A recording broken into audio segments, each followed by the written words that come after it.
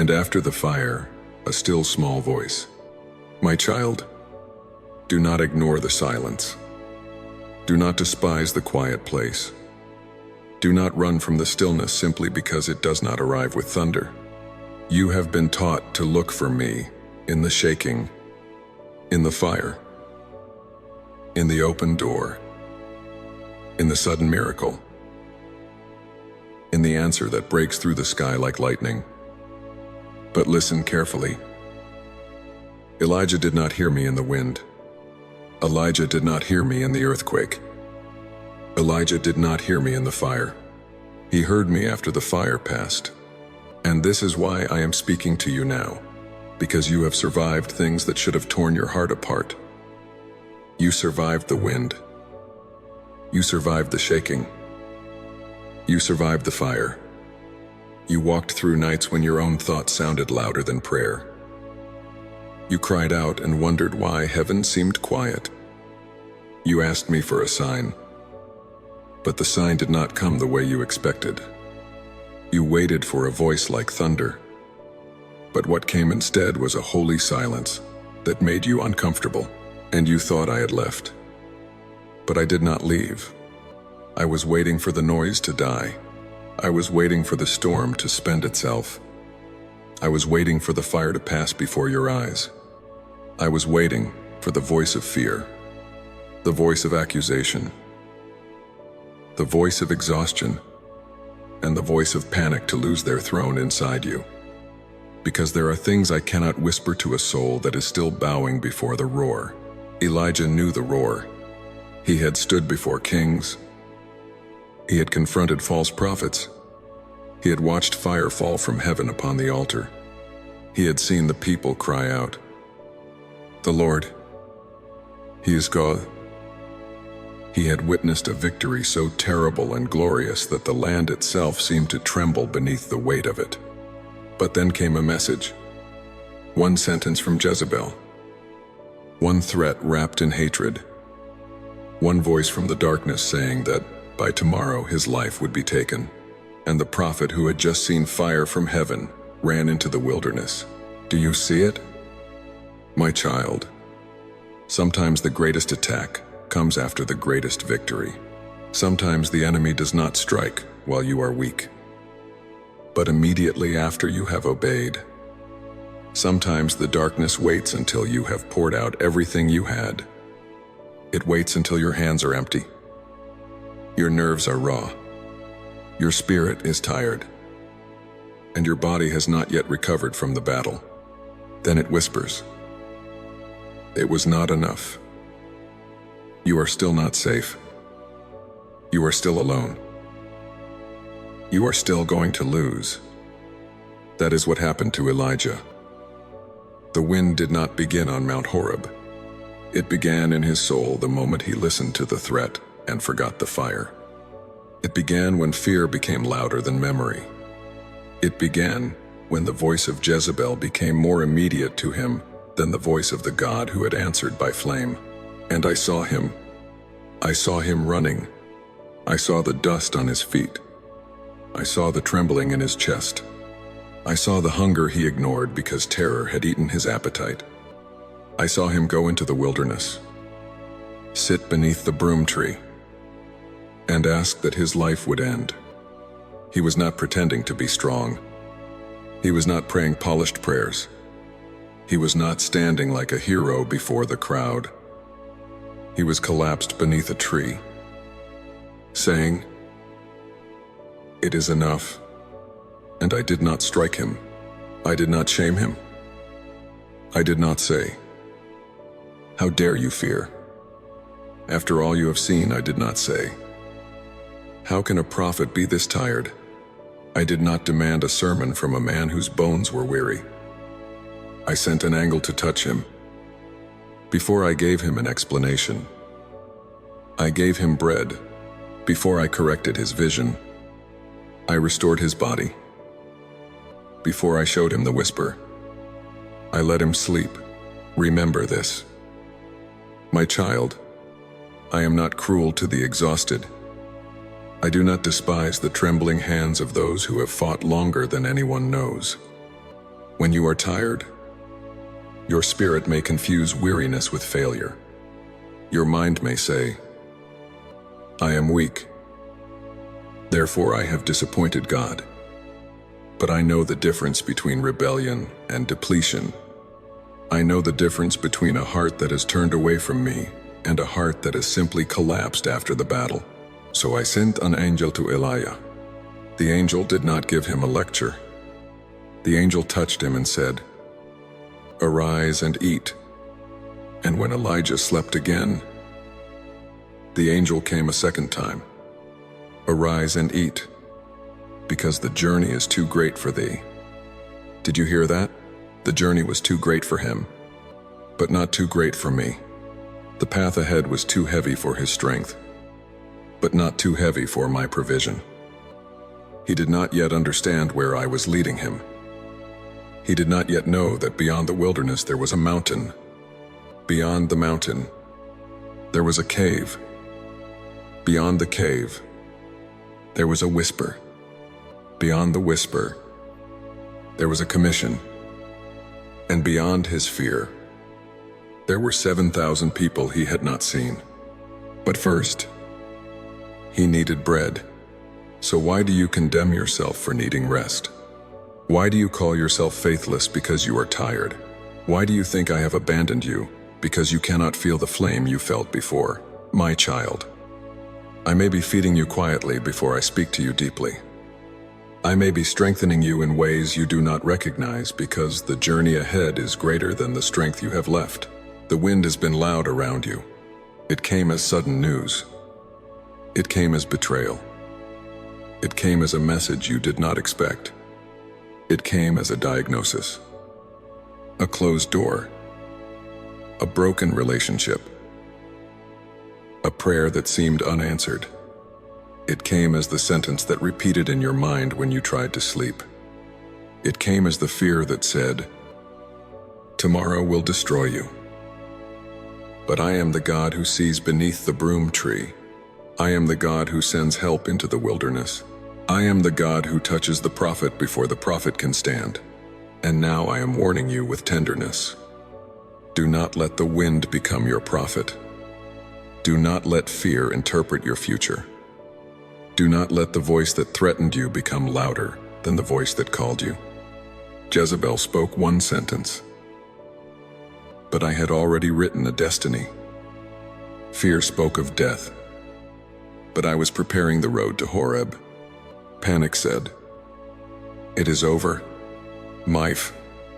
But heaven said, "Arise and eat." The wind can shake the mountain, but it cannot dethrone me. The wind can enter your thoughts, but it cannot cancel my word. The wind can make you run, but even when you run, I know where to find you. So breathe. My child, the wind has passed over you, but it has not destroyed you. The threat has frightened you, but it has not finished you. The wilderness has emptied you, but it has not buried you. You are not lying beneath that tree because I rejected you. You are lying there because the battle was real. And your Father is near enough to send bread. Eat what I provide in this season. Receive the quiet mercy. Rest without shame, because soon I will call you to rise again. And when you rise, you will discover that the wind was only the first sound. The shaking has not yet come. The fire has not yet passed. But beyond them all, there is a whisper waiting for you, and when you hear it, you will know. I was not absent. I was preparing you to listen. And after the wind, there was an earthquake. My child, there are moments when the storm does not merely pass over your life. It reaches beneath you. It touches the ground you thought was firm. It shakes the foundations you never questioned. It makes you wonder whether anything you believed is still standing. Elijah knew this, shaking. He rose from the wilderness with the strength of the food I had given him. And he traveled 40 days and 40 nights to Horeb, the mountain of God. 40 days through heat, through dust, through silence, through memories that would not stop returning. 40 nights under the ancient sky, where every star looked like an eye watching him, and every shadow seemed to ask him the same question: why are you running? Elijah, he walked to a mountain soaked in holy history. Horeb was not an ordinary mountain. It was not merely stone and height and wilderness wind. It was a place where the memory of covenant trembled in the air. It was the mountain of fire and commandment, the mountain where Moses had stood before me, the mountain where the trembling of the earth had once announced that the Holy One was near. And Elijah came there afraid. The prophet of fire entered a cave. Do you understand the mystery? My child, a man who had stood before a nation was now hidden in darkness. A man who had confronted kings was now enclosed by stone. A man whose voice had called Israel back to me was now listening to the echo of his own despair. The cave was not just a place of shelter. It was the narrow room where his pain could no longer hide from him, and I came to him there. I did not wait for him to climb out in victory. I did not demand that he fix his own soul before I approached him. I spoke into the place where he had buried himself, and I asked, "What are you doing here?" Elijah, not because I did not know, I knew the road he had taken. I knew the threat that had pierced him. I knew the fear that had followed him like a shadow. I knew the exhaustion in his bones, the accusation in his thoughts, and the loneliness that had wrapped itself around his calling. But there are questions I ask not to receive information, but to reveal the heart. When I asked Adam, "Where are you?" I already knew where he was. When I asked Elijah, "What are you doing here?" I already knew why he had come, but I wanted him to hear his own answer. I wanted him to speak aloud the thing that fear had been whispering in secret. And Elijah said, "I have been very zealous for the Lord God Almighty. The Israelites have rejected your covenant, torn down your altars, and put your prophets to death with the sword. I am the only one left, and now they are trying to kill me too." Listen to that confession. It sounds like a report, but beneath it is a wound. It sounds like theology, but beneath it is exhaustion. It sounds like loyalty, but beneath it is a man who believes his obedience has left him alone. This is what the earthquake does. My child, it does not always destroy the walls around you first. Sometimes it shakes the hidden beliefs beneath you. It reveals what you truly think when you are tired. It uncovers the sentence buried under your prayers: "I am the only one left." That was the tremor in Elijah's soul. Not merely that Jezebel had threatened him, not merely that the people had rebelled, not merely that the battle had been long. The deepest shaking was this: he believed that the story of faithfulness had narrowed down to him alone. He believed the covenant had become a lonely road. He believed the work of God had become too fragile to survive his weakness. And perhaps you know this shaking too. You have said, even without words, "I am the only one still trying. I am the only one still praying. I am the only one holding this together.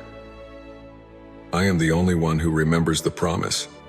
I am the only one who sees what is happening. I am the only one who cares." But I am warning you gently. Loneliness can distort prophecy. Pain can make you speak accurately about the wound, but falsely about the whole story. Elijah was not lying about his suffering, but his suffering had narrowed his vision. He could see Jezebel. He could see death. He could see rejection. He could see broken altars. But he could not see the hidden remnant I had preserved. There are things you cannot see from inside the cave. There are servants of mine you have not met yet. There are doors I have not shown you yet. There are angels you did not recognize when they touched your life. There is provision you thought was ordinary, but it was sent. There is mercy that has been walking beside you without announcing its name. So I told Elijah, "Go out and stand on the mountain in the presence of the Lord, for the Lord is about to pass by." And then the mountain began to tremble. A great and powerful wind tore the mountains apart and shattered the rocks before me. But I was not in the wind.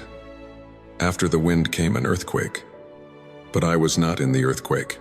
Do not miss this. My child, the mountain shook. But the shaking was not the message. The ground moved. But the movement was not my voice.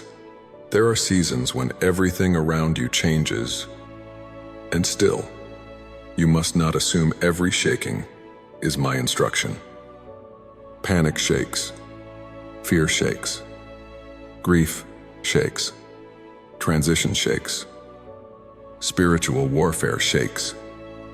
Even holy places can tremble when I pass near.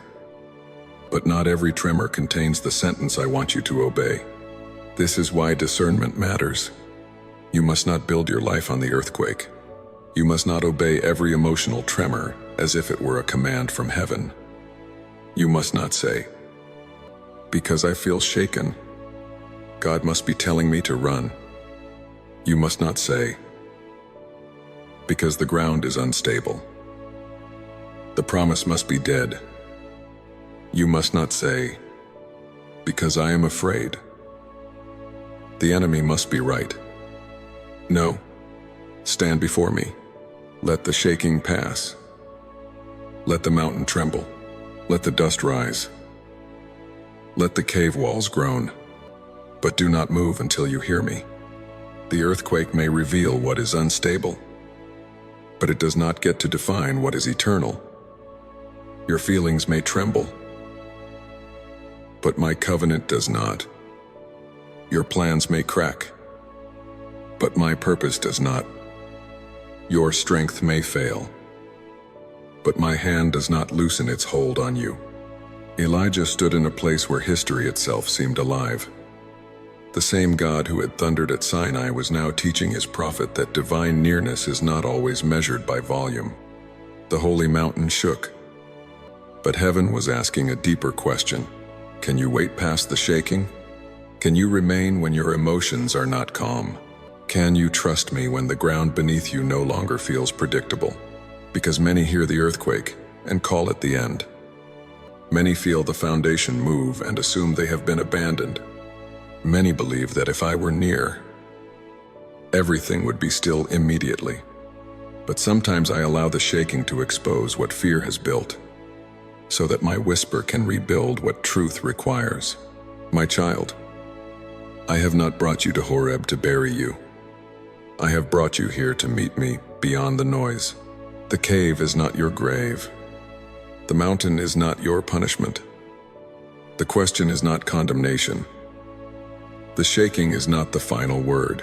You are standing in the presence of the God who knows how to pass by hidden people. And soon, the fire will come, but even the fire will not be the voice. And after the earthquake, there was a fire. My child, fire is not easily ignored. Fier de mes attentions. Fire changes the color of the night. Fire makes shadows dance on stone walls. Fire exposes, consumes, purifies, terrifies. It has a language the human soul understands before words are spoken. When fire appears, everyone looks. Elijah knew fire. He knew the fire that fell from heaven. He remembered Carmel. He remembered the altar soaked with water. He remembered the stones. He remembered the trench. He remembered the people watching, waiting, wondering whether the God of Israel would answer. He remembered praying, not with empty performance, but with holy confidence. And then heaven answered. Fire fell. The sacrifice was consumed. The wood was consumed. The stones were consumed. The dust was consumed. Even the water in the trench was licked up by the flame. The people fell on their faces and cried, "The Lord, He is God the Lord. He is God." That was not imagination. That was not emotion. That was not a symbol without power. I had answered Elijah publicly, unmistakably, gloriously. I had shown Israel that I am not silent before idols. I had shown that Baal could not speak, could not answer, could not save. The fire on Carmel was real. But now, on Horeb, another fire passed by, and I was not in the fire. Do you feel the weight of this mystery? The same prophet who saw me answer by fire had to learn that I am not always in the fire. The same servant who had witnessed one of the most dramatic signs in the history of Israel had to learn that my voice is not chained to the last miracle. What I used yesterday must never become the prison through which you demand I move tomorrow. Do not build an idol out of the last way I answered you. Do not worship the method and miss the God. Do not say, "If he does not come again with fire, he has not come at all." I am the God who answered by flame on Carmel, and I am the God who whispered after the flame on Horeb. I am the God of the altar, and I am the God of the cave. I am the God of the multitude, and I am the God of the lonely prophet. I am the God who can shake a nation, and I am the God who can heal one trembling soul in secret. This is where many lose their way. They remember the fire, and they spend the rest of their lives trying to recreate it.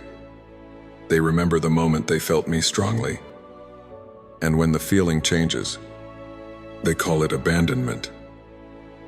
They remember the prayer that was answered suddenly, and when another answer takes time, they call it silence.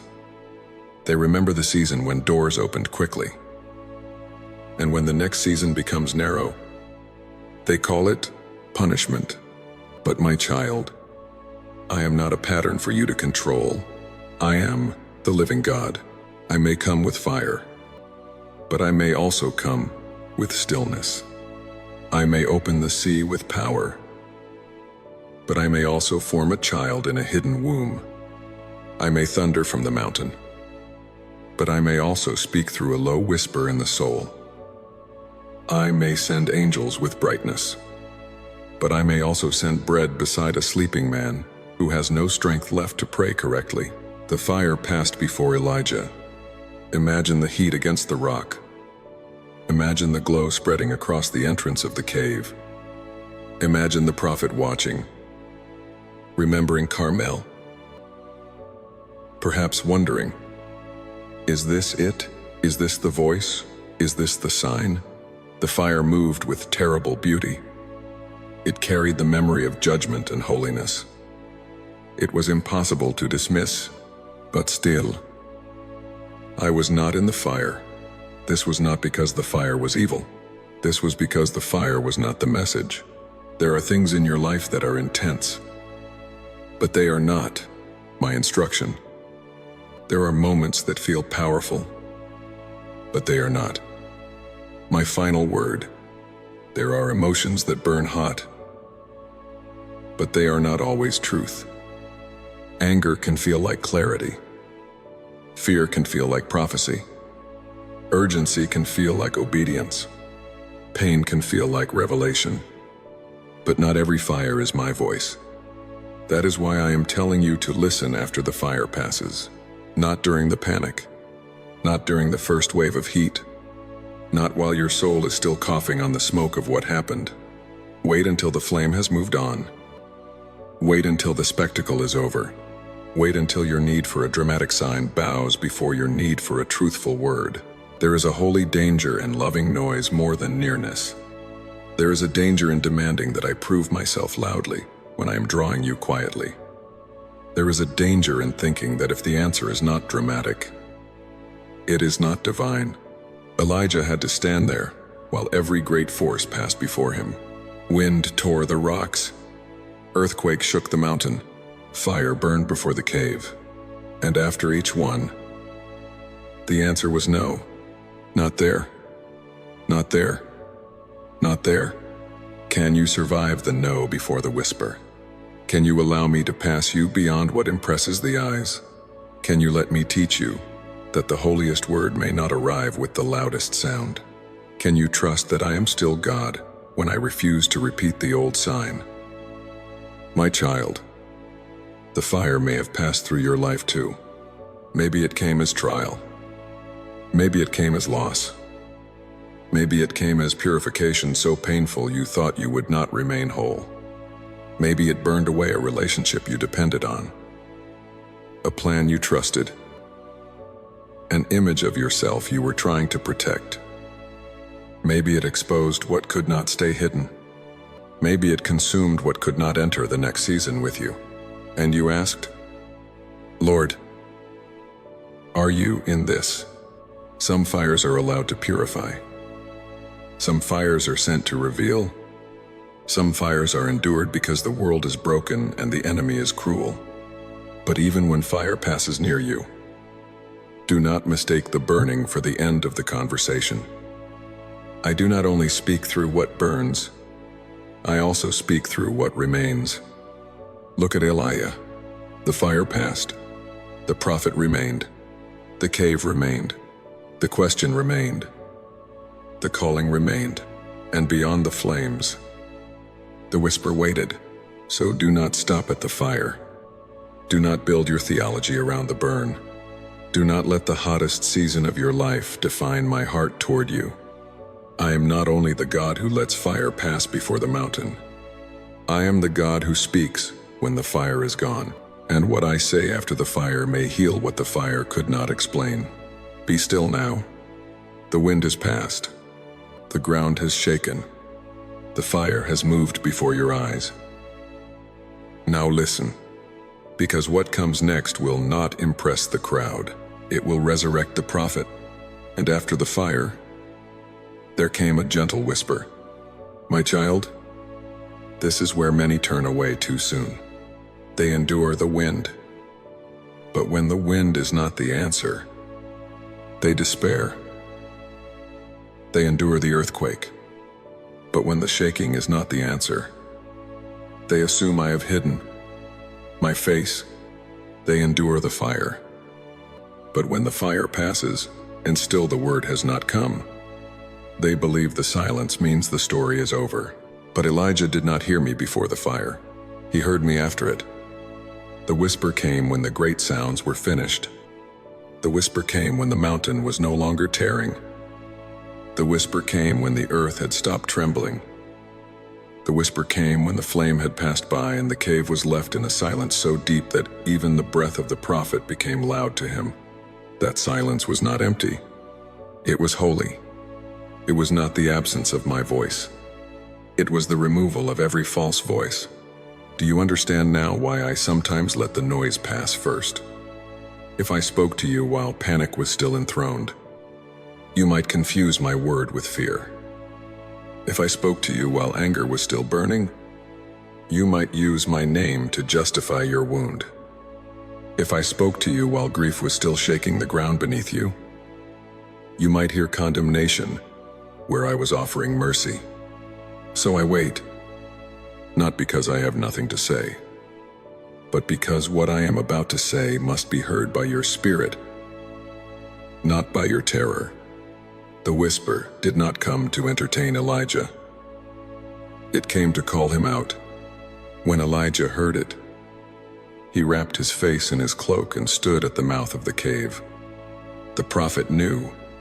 He knew the nearness of holiness. He knew that the softest sound on that mountain carried more weight than the wind that broke the rocks. He knew that the whisper was not weak because it was quiet. It was quiet because it was close. Remember this. My child, distance shouts. Intimacy whispers. The crowd needs volume. But the beloved learns nearness. Strangers must be called from afar. But the one who rests near, my heart can hear what the world overlooks. The whisper is not the sign that I am powerless. The whisper is the sign that I have come close enough that I do not need to shout. You have begged me to speak louder, but I am asking you to come nearer. You have said, Lord, why are you silent? But I have said, my child, why is your soul so loud? You have asked for thunder, but thunder might only make you tremble. You have asked for fire, but fire might only make you remember the battle. You have asked for a public sign, but I am healing a private wound, so I lower the world. I quiet the distractions. I let the false urgencies lose their strength. I allow the voices that demanded your obedience to exhaust themselves. Then, in the stillness, I speak, not always with many words, not always with a complete map, not always with the explanation you wanted, but with a word that carries life, a word that divides fear from truth, a word that tells you where to stand, where to go, whom to anoint, whom to release, and what you must no longer believe. Elijah came to the entrance of the cave with his face covered. There is reverence in that gesture. He did not rush toward me as if I were common. He did not treat the whisper as ordinary simply because it was gentle. He covered his face because even my softness is holy. Even my tenderness is fire to the proud. Even my whisper is heavier than the noise of kings.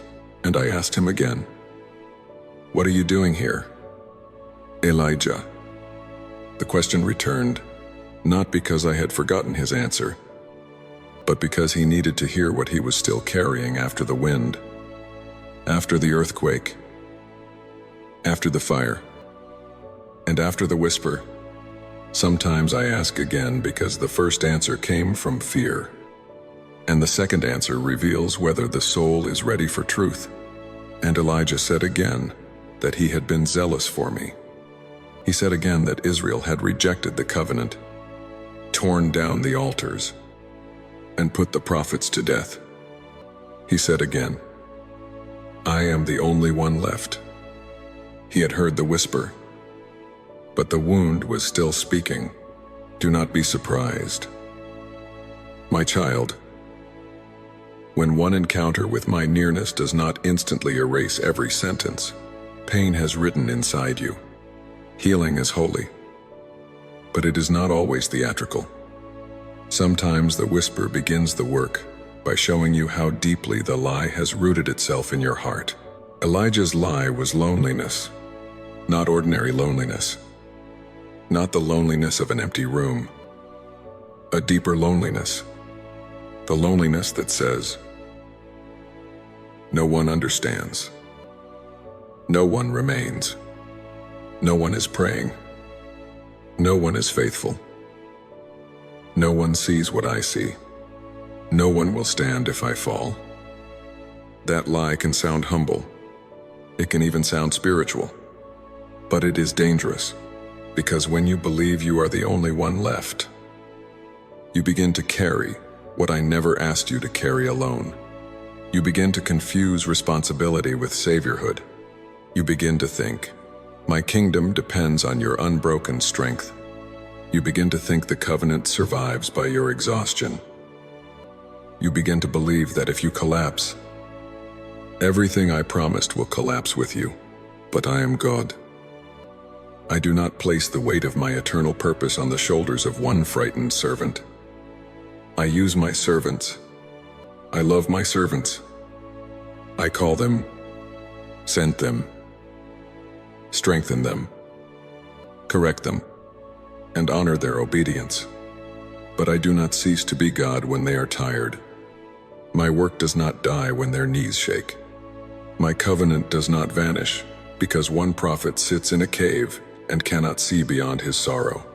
That is why the whisper was not merely comfort. It was confrontation. Then their confrontation. Holy confrontation.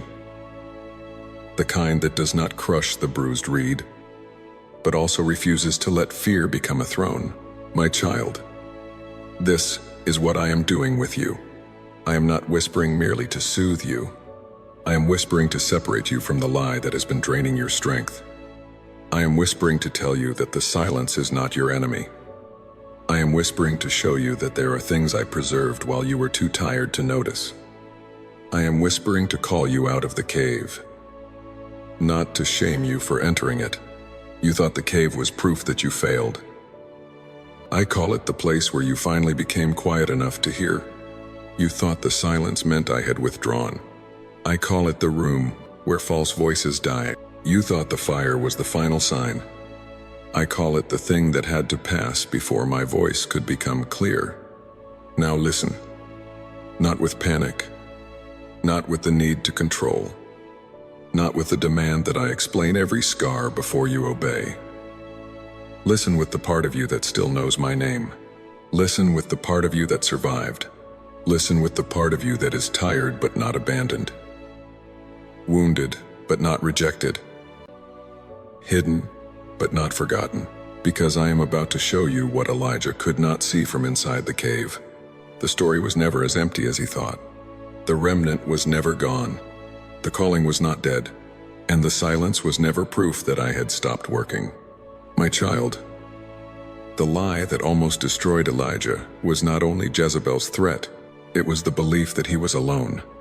The threat frightened him, but loneliness hollowed him out. The danger made him run, but isolation made him despair. Jezebel said, "Your life will end," but fear added another sentence. Fear said, "And no one will stand with you. No one will remember. No one remains. No one is coming." That is the sentence I am breaking over you now. You are not the only one left. You are not the only one praying. You are not the only one carrying faith through a dark generation. You are not the only one who has wept quietly while trying to stay obedient. You are not the only one who has stood between promise and pressure, between calling and fear, between the altar and the cave. Elijah could see the threat, but he could not see the remnant. He could see Jezebel, but he could not see the 7,000. He could see broken altars, but he could not see hidden knees that had not bowed to Baal. He could see the sword, but he could not see the people I had preserved in secret. This is the mystery of my kingdom. What is hidden is not always absent. What is quiet is not always weak. What is unseen is not always inactive. While Elijah was counting losses, I was preserving witnesses. While Elijah was saying, "I alone am left," I was holding 7,000 names in my hand. 7,000. Not one, not two, not a fragile handful, barely surviving the darkness. 7,000 who had not bowed the knee to Baal. 7,000 who had not kissed the idol. 7,000 proofs that Elijah's loneliness was real, but his conclusion was false. This is how fear deceives the weary. It takes a true wound and turns it into a false prophecy. It says, "You have been hurt, therefore you are abandoned." It says, "You are tired, therefore you are finished." It says, "You cannot see help, therefore help does not exist." It says, "You feel alone, therefore you are alone." But I am the God of the hidden remnant. I preserve what the enemy cannot count. I shelter what the proud cannot see. I prepare answers in places your eyes have not reached. I appoint people before you know their names. I send angels before you understand the road. I place bread beside you before you can explain your hunger. And I do not only comfort Elijah, I send him. I told him to go back the way he came. I gave him names. I gave him direction. I showed him that the cave was not the end of his ministry. I spoke of kings, of judgment, of succession, of Elisha, the one who would receive the mantle. I revealed that Elijah's story was not closing in silence. It was widening into legacy. Do you understand the warning and the mercy? The whisper did not say, "Stay in the cave forever." The whisper did not say, "Your fear is your new home." The whisper did not say, "Because you are wounded, you no longer have a calling." The whisper said, in effect, "Rise, return. There is more. I have preserved more than you know. I have prepared someone you have not yet met. Your obedience will touch a future beyond your sight.